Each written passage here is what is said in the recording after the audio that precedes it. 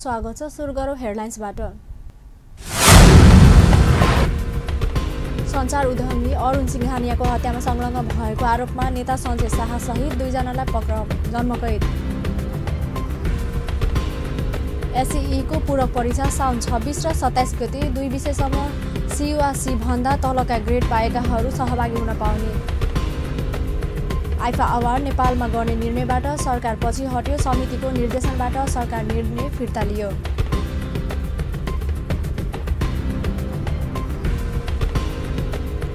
लिबियामा आप्रवासीहरूलाई राखिएको बन्दुकगृहमा हवाई आक्रमण, 40 जनाको मृत्यु।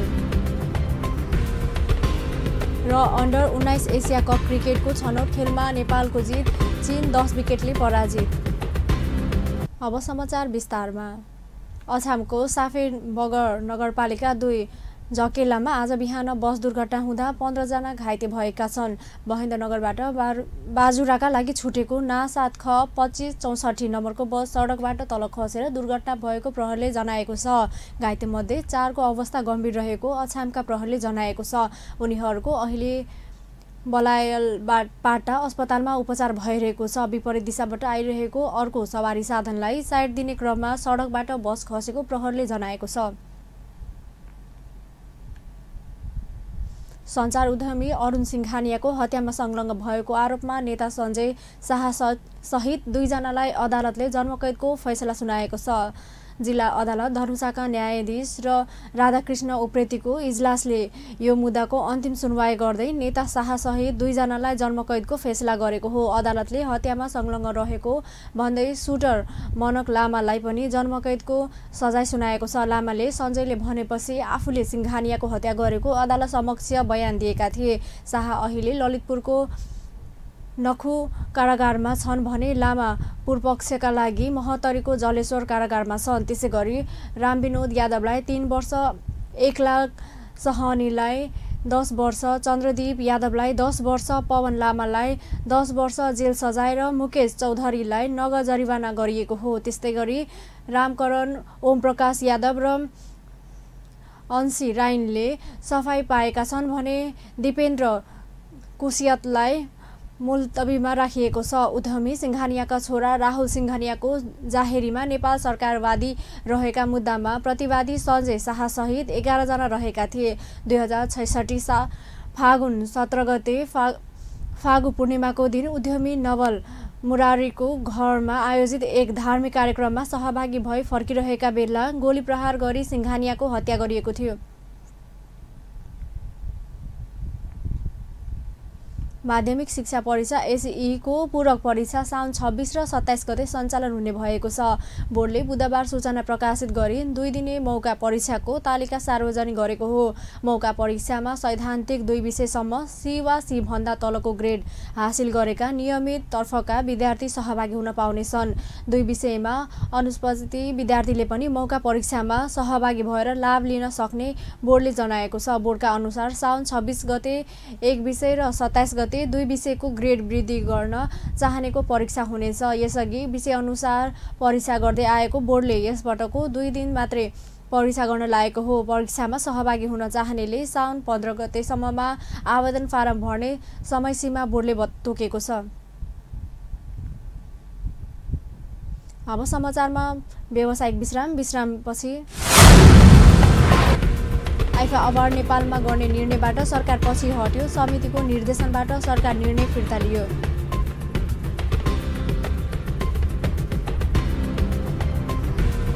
लिबियामा आप्रवासीहरूलाई राखिएको बन्दीगृहमा हवाई आक्रमण, 40 जनाको मृत्यु।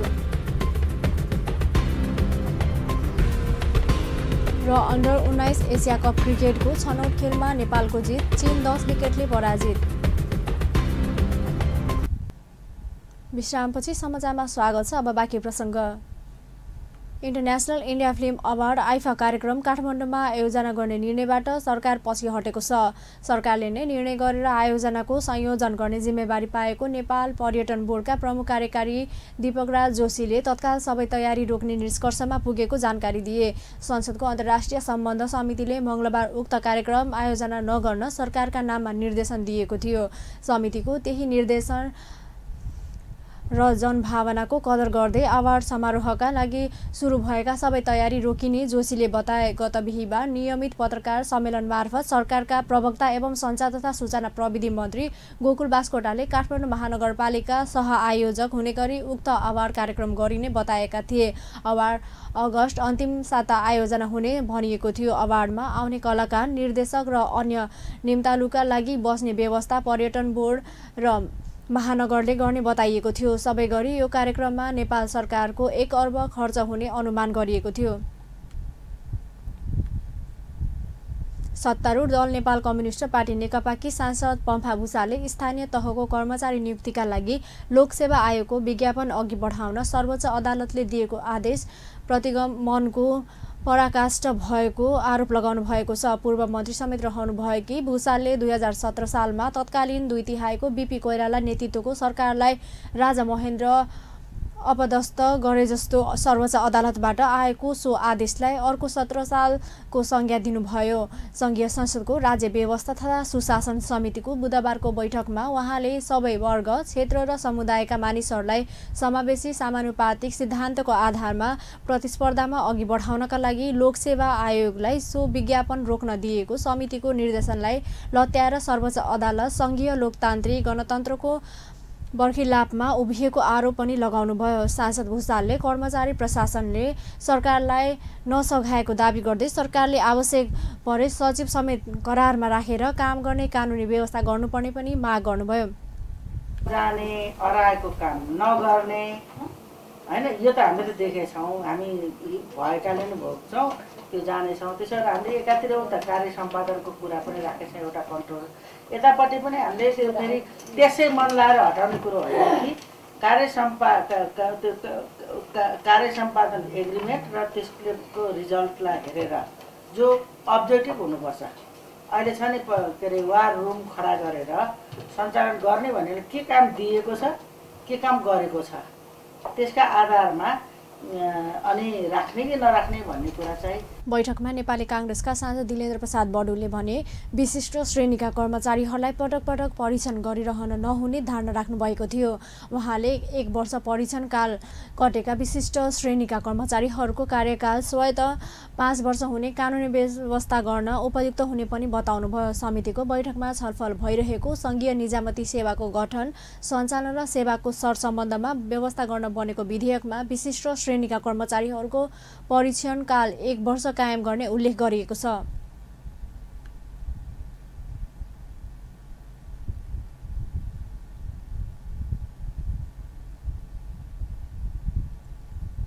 कांग्रेस सांसद बडुले कार्य मूल्याङ्कनको आधारमा पनि विशिष्ट श्रेणीका कर्मचारीहरूलाई जिम्मेवारी बनाउन सकिने पनि स्पष्ट पार्नुभयो।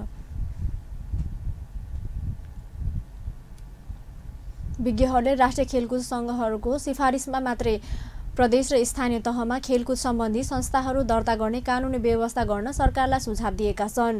पूर्व युवा तथा खेलकुद मन्त्री पुरुषोत्तम पौडेल, नेपाल ओलम्पिक कमिटीका अध्यक्ष जीवनराम श्रेष्ठ राष्ट्रिय खेलकुद सङ्घहरूको सिफारिस बिना नै प्रदेश र स्थानीय तहमा खेलकुद सङ्घ दर्ता गरिए त्यसले ठूलो द्वन्द्व निम्त्याउने तर्फ पनि सरकारलाई सचेत गराउनुभयो। बुधबार संघीय संसदको विधायन व्यवस्थापन समितिको बैठकमा राष्ट्रिय खेलकुद विकास विधेयक 2075 माथिको छलफलमा भाग लिँदै पूर्व युवा तथा खेलकुद मन्त्री पौडेलले विगतमा क्रिकेट सङ्घ र तेक्वान्डो सङ्घहरूबीच भएको द्वन्द्वलाई ध्यानमा राखेर पनि सरकारले खेलकुद सङ्घहरूबीच विवाद नहुने गरी त्यसको दर्ता प्रक्रियालाई अघि बढाउनु पर्नेमा जोड दिनुभयो। अघि दोरो सरले राखिसक्नु भएको छ, धेरै ठाउँहरूमा चाहे राष्ट्रिय सङ्घहरूले राष्ट्रिय खेलकुद परिषदमा आबद्धता लिनु, राष्ट्रिय सङ्घहरूले आबद्धता राष्ट्रिय खेलकुद परिषदमा लिनु पर्यो र क्षेत्रीय, प्रादेशिक या स्थानीय सङ्घहरू जब त्यही विषयका बन्छन् भने तिनले राष्ट्रिय सङ्घको एफिलिएसन लिनु पर्यो। राष्ट्रिय सङ्घको एफिलिएसन नलिएका प्रदेशमा दर्ता गर्न पाउने व्यवस्था गर्नुपर्छ। राष्ट्रिय सङ्घ छ फुटबल, त्यो चाहिँ प्रदेशमा दर्ता हुँदाखेरि त्यो राष्ट्रिय सङ्घको एफिलिएसन चाहियो। जसरी हामी एन्फा दर्ता गर्दाखेरि त अन्तर्राष्ट्रिय आइफा भन्छ त्यहाँ त्यसको एफिलिएसन लिएर मात्रै दर्ता गर्न सक्छौँ, नत्र भने त्यो कामै छैन। त्यस्तै तल स्थानीय तहसम्म त्यो एफिलिएसन लिएर दर्ता। कमिटीका अध्यक्ष जीवनराज श्रेष्ठले प्रदेश र स्थानीय तहले जथाभावी खेलकुद सङ्घहरू दर्ता गरे त्यसले मुलुकमा ठूलो द्वन्द्व निम्त्याउने तर्क सरकारलाई सचेत गराउनुभयो। सचिवै नियुक्ति गरिसक्यो, कानुन त आउँदैछ, त्यहाँको कानुन पनि छ होइन, पासै भएर कानुन आएर नियुक्ति नै गरिसक्यो। त्यसैले अब भोलि एउटा के भने यो जुन चाहिँ नि राष्ट्रिय सङ्घको रूपमा दर्ता भएका सङ्घहरूको हकमा प्रदेशमा वा स्थानीय तहमा भोलि त्यहाँ दर्ता गर्न जाँदाखेरि, आबद्ध गर्न जाँदाखेरि त्यस्तो हकमा चाहिँ नि त्यो राष्ट्रिय सङ्घको सिफारिसमा मात्र गर्नुपर्छ भन्ने स्पष्ट राख्नुपर्छ है। यो भएन भने भोलि ठुलो जटिलता आउँछ नि प्रदेशमा ती चाहिँ। बैठकमा बोल्दै वरिष्ठ अधिवक्ता ओम थपलियाले पनि राष्ट्रिय खेलकुद सङ्घहरूलाई राष्ट्रिय खेलकुद परिषदबाट सम्बन्धन लिनुपर्ने व्यवस्था अन्तर्राष्ट्रिय रूपमा पनि प्रचलनमा आएकाले नेपालले पनि सोही अनुसार अघि बढ्न उपयुक्त हुने सुझाव दिनुभयो। राष्ट्रिय खेलकुद सङ्घहरूबीचको विवाद अन्त्य गर्न पनि राष्ट्रिय खेलकुद सङ्घहरूलाई राष्ट्रिय खेलकुद परिषदबाट अनिवार्य सम्बन्धन लिनुपर्ने तर्क पनि गर्नुभयो।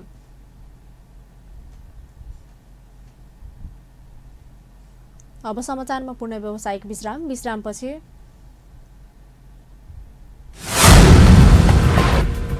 लिबियामा आप्रवासीहरूलाई राखिएको बन्दीगृहमा हवाई आक्रमण 40 जनाको मृत्यु र अन्डर 19 एसिया कप क्रिकेटको छनौट खेलमा नेपालको जित, चीन 10 विकेटले पराजित। विश्रामपछि समाचारमा पुनः स्वागत छ। अब बाँकी प्रसङ्ग। स्थानीय तह कर्मचारी युनियन नेपालले लामो समयदेखि कार्यरत स्थानीय तहका अस्थायी कर्मचारीहरूलाई स्थायी गर्ने कानुनी व्यवस्था गर्न सरकारलाई दबाब दिएको छ। युनियनको हालै सम्पन्न प्रथम राष्ट्रिय भेलाले जारी गरेको 14 बुन्दे काठमाडौँ घोषणापत्रमा वर्षौंदेखि स्थानीय तहमा कार्यरत अस्थायी कर्मचारीहरूलाई स्थायी गर्ने कानुनी व्यवस्था गर्न सरकारलाई दबाब दिने उल्लेख गरिएको हो। बुधबार काठमाडौँमा पत्रकार सम्मेलन गरी युनियनका अध्यक्ष नुरबहादुर साउदले आन्तरिक विशेष प्रतियोगिताको माध्यमबाट अस्थायी कर्मचारीहरूलाई स्थायी गराउन र त्यसमा नपर्ने कर्मचारीहरूलाई जीवन निर्वाहका लागि आवश्यक सुविधासहित विदाय गर्न पनि सरकारलाई दबाब दिने निर्णय गरिएको बताउनुभयो। घोषणापत्रमा स्थानीय तहका कर्मचारीहरूको नियुक्ति, सरुवा बढुवाको उचित व्यवस्थापन गर्न तत्काल स्थानीय सेवा ऐन जारी गर्न पनि सरकारसँग माग गरिएको छ। त्यसैगरी कर्मचारीहरूको हक हितका लागि सबै स्थानीयका तहमा स्थानीय तह कर्मचारीहरू युनियनका निर्वाचन गराउन पनि सरकारसँग माग गरिएको युनियनका अध्यक्ष साउदले बताउनुभयो।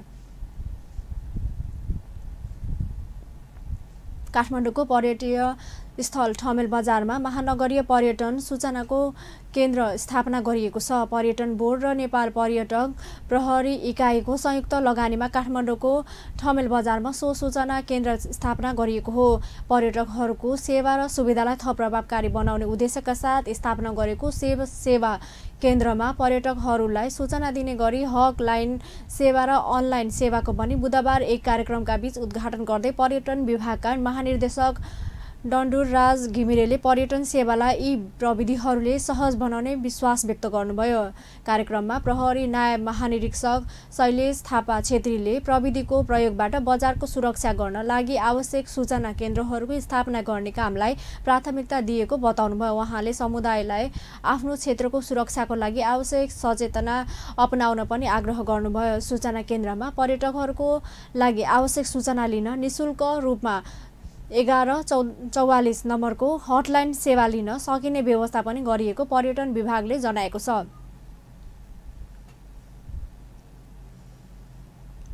अब अन्तर्राष्ट्रिय समाचार।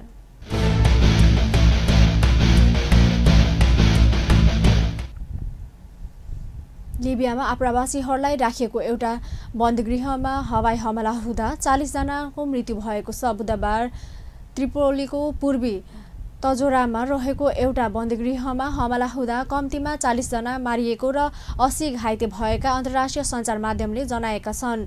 मारिने मध्ये धेरैजसो अफ्रिकी आप्रवासी रहेको बताइएको छ। आपतकालीन सेवा सम्बन्धी निकाय अनुसार प्रत्यक्ष हमला हुँदा 120 जना आप्रवासीहरू बन्द कोठाभित्र थिए। मृतकको संख्या बढ्ने पनि अनुमान गरिएको छ। संयुक्त राष्ट्रसङ्घले प्रधानमन्त्री फयज अल सेरा नेतृत्वको राष्ट्रिय सहमतिको सरकारले बुधबार को हमलाका लागि स्वयं घोषित लिबियन नेशनल आर्मी LNA लाई दोष लगाएको छ। शक्तिशाली खलिफा हफ्तारले नेतृत्व गरेको एलएनएलले हमला भएको क्षेत्रमा अन्तर्राष्ट्रिय मान्यता पाएको लिबियाको सरकारप्रति दफावार फौज विरुद्ध लडिरहेको छ। अब खेल समाचार।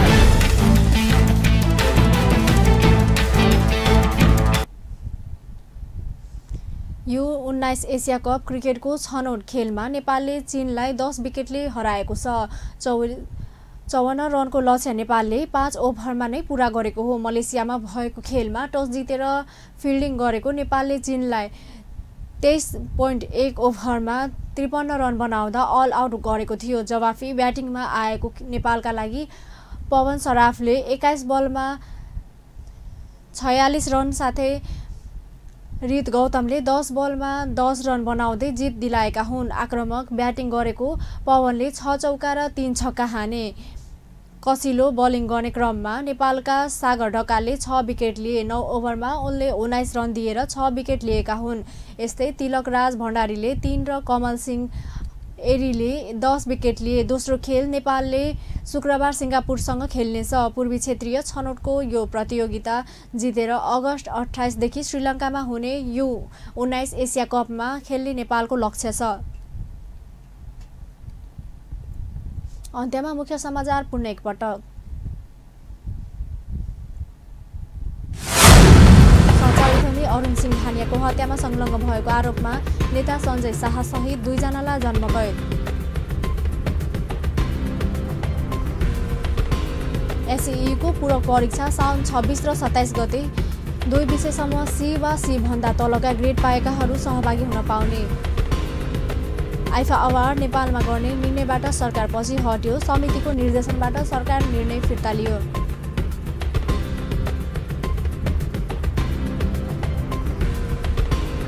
लिबियामा आप्रवासीहरूलाई राखिएको बन्दीगृहमा हवाई आक्रमण 40 जनाको मृत्यु।